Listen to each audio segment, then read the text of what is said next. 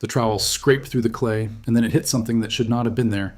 Central Texas, a creek bank near Salado. The team was digging below the Clovis layer, below the line every textbook called the bottom, the floor, the beginning of human life in the Americas. Nothing was supposed to be under it. Empty dirt, bedrock, silence. Instead, the blade struck worked stone, then another, then thousands. Blades, flakes, broken bifaces, all sealed in ancient clay beneath the people the books called the first Americans. Someone had been here earlier, and the number that came back next made it worse. That layer had a name attached to it, the Deborah L. Friedkin site, named after the landowner whose ground it was. And for most of the 20th century, what those tools implied was close to heresy, because the accepted story was simple, clean, and defended like a border. The first Americans were the Clovis people, big game hunters, beautiful fluted spear points. They walked down through an ice-free corridor in Canada around 13,000 years ago, and everything human in the New World started with them. That was the wall. Clovis first. Critics who pushed against it earned a nickname from their own colleagues, the Clovis Police. So when Michael Waters and his team from Texas A&M kept pulling stone tools out of the dirt underneath that Clovis floor, they were not just finding artifacts. They were finding a problem. Thousands of pieces, small blades, cutting tools, the debris of people sitting and working stone with their hands. And here is the part that mattered. These were sealed underneath. In archaeology, position is everything. The layer above is younger, the layer below is older. If something sits below Clovis, undisturbed, it is older than Clovis, older than the first people were allowed to be. But there was no charcoal down there, no campfire ash to run through radiocarbon dating. So they used something else. They used the dirt itself. It is called luminescence dating, and the idea behind it is almost unfair in how clever it is. Grains of sand and silt buried in the dark quietly absorb radiation from the surrounding soil over thousands of years. They store it like a battery, expose them to sunlight, and the battery drains to zero. So if you can measure how much energy a buried grain has soaked up since the last time it saw the sun, you can measure how long it has been buried. The sediment becomes a clock, and the clock at Friedkin read older than 13,000, some of it pushing toward 15,500 years. That is not a small overshoot. That is people sitting on that Texas ground more than 2,000 years before the first Americans were supposed to exist. Now here is where the field had a real answer. Not a stupid one, a good one. Because the clay at Friedkin is a special kind of clay. It is called vertisol, and vertisol does something dangerous to archaeology. It swells when it is wet, shrinks when it is dry, and cracks open like a dried lake bed. Critics said the obvious thing. Those cracks are elevators.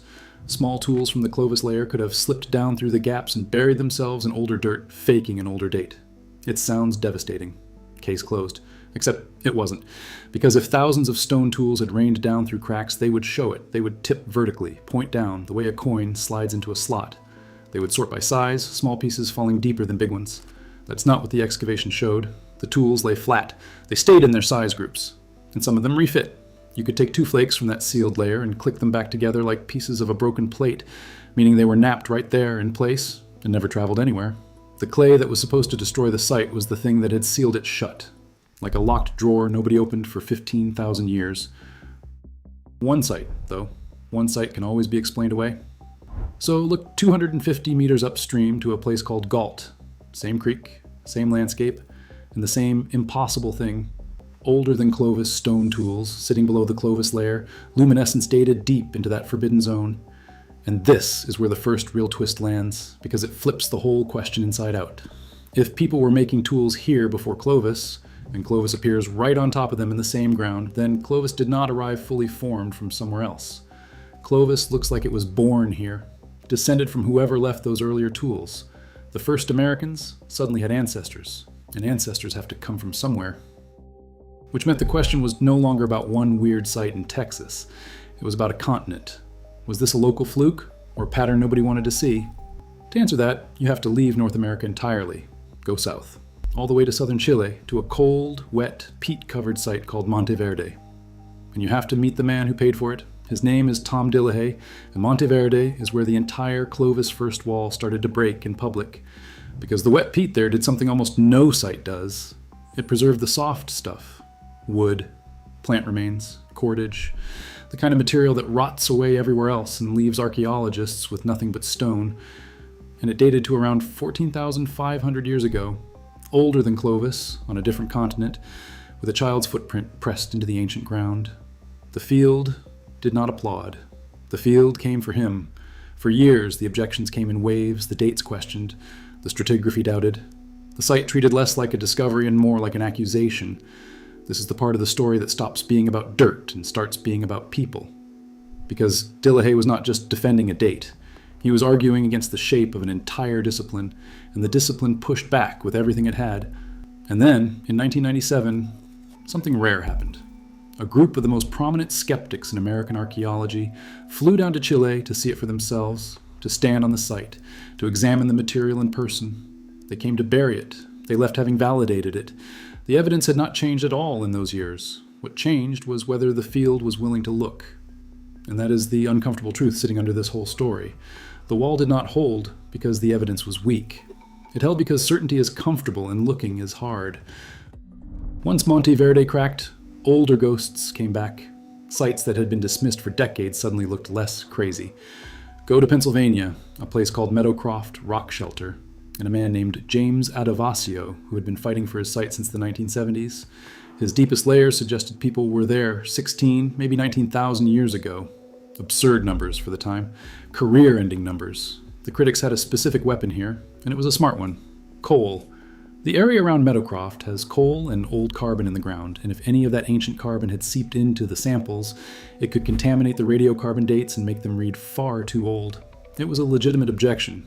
It was also, for decades, the reason nobody had to take the site seriously. But contamination leaves fingerprints. And when researchers went looking for the specific chemical signature that coal contamination should have left behind, decade after decade, test after test, they could not find it. The predicted contamination never showed up. The objection aged worse than the dates it was supposed to kill. 1 disputed site is a mistake. 2 is a coincidence. 3, spread across 2 continents, starts to look like a wall being defended long after it should have fallen. And then the evidence got harder to wave away because it stopped being stone. Paisley Caves, Oregon. A researcher named Dennis Jenkins pulled something out of those caves that no critic could accuse of sliding down through a crack. Human coprolites, ancient dried human waste containing human DNA, directly dated to around 14,300 years ago. This was not a tool that might have fallen. This was a person's body. The argument was no longer, were these really made by humans? The argument was now standing in front of the biological remains of the humans themselves. And it was older than the first Americans again, but the strangest confirmation was still coming, and it was underwater. In Florida, in the dark, tannin-stained water of the Osceola River, divers went down into a sinkhole called Page Ladson. Michael Waters was part of this one too, alongside Jesse Halligan. And down in the silt, in near zero visibility, they recovered a mastodon tusk. On that tusk were cut marks. Beside it, a stone tool. The date came back around 14,550 years ago. People butchering a mastodon in a place that is now beneath a river. Sit with that for a second, because this is the twist that changes everything about how you read the whole story. The oldest evidence was not hidden by archaeologists. It was hidden by the ocean. When the last ice age ended, the seas rose dramatically, and the ancient coastlines, the places where the very first people would most likely have lived, are now drowned underwater. We are not just missing evidence because it was rejected. We are missing it because it is submerged, inaccessible, gone. Which means everything we argue about is coming from the sites that happen to survive on higher ground, the scraps. And if the scraps already break the timeline, what does the drowned map say? Then someone found the people themselves, not their tools, not their waste. Them, Midstep, White Sands, New Mexico. In the gypsum flats of an ancient dried lake bed, researchers found fossilized human footprints, actual footprints, adults, children, walking across wet ice age ground. And in 2021, the dates hit like a hammer, somewhere between 21,000 and 23,000 years old. Understand what that number does. Friedkin was 15,000, Monte Verde, 14. These footprints were nearly 10,000 years older than Clovis, laid down during the absolute peak of the last ice age, when the ice sheets were at their maximum and the standard model said the ice-free corridor was sealed shut. Nobody was supposed to be able to get here. And a footprint is not a molecule you argue about in a lab. A footprint is a person standing exactly where the model swears nobody could stand. Of course, the objection came fast, and it was sharp. The dates came from seeds of a water plant called Rupia, and water plants can pull in old carbon dissolved in hard water, which can make radiocarbon dates read too old. It is called the reservoir effect, and it is a genuine, serious problem. For a moment, it looked decisive. It looked like White Sands would crumble the way so many sites had before. So they tested it again. Different method. They dated pollen from land plants, which do not have the water problem. Same answer. They ran optically stimulated luminescence on quartz grains, a completely independent clock. Same answer. 3 separate methods, 3 separate assumptions, 1 result. The objection that was supposed to be fatal made the footprints harder to dismiss, not easier. Same answer. They tested it again. Same answer. That was the problem. Now, if the timeline could stretch to 23,000 years, people started asking a darker question. How far could it stretch? Which brings us to the edge of the map, and a claim most scientists refuse to accept. Southern California, the Cerruti Mastodon site. In 2017, a team published something that sounded insane: broken mastodon bones and heavy stones that they interpreted as evidence of humans smashing bone, dated to around 130,000 years ago. Not 15,000, not 23,000, 130,000. That is older than our species is thought to have even arrived in the Americas by any stretch of imagination. That is Neanderthal-era time depth on the wrong continent. Let me be completely clear, because this is where honesty matters more than drama. Most archaeologists reject this, flatly.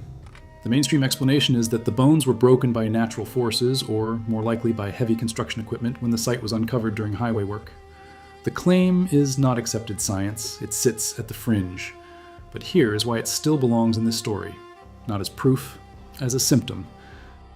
50 years ago, a claim like Cerruti would have been laughed out of the room instantly and permanently.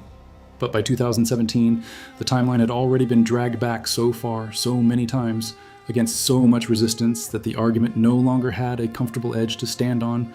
Nobody could say with total confidence anymore exactly how deep the human story in the Americas went. And that uncertainty, that loss of the clean, confident answer, was the real damage. The wall was gone. What replaced it was a question with no floor.